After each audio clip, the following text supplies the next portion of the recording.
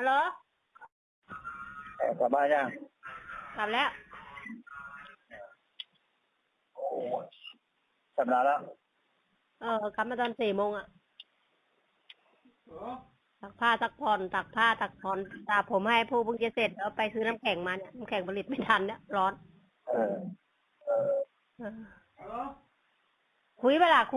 อ้าวค่ะครับผมอย่าดึงดึงไหมลูกไปลูกเย่เคยได้สั่งไปเขียนซื้อยังลูกนี่อะไรอ่ะไปเขียนซื้อยังยังไม่ซื้อเลยก็ส่งแล้วไงก็กินไปแล้วอ่ะยังไม่ซื้อเลยถึงมาตอนเย็นงงเออ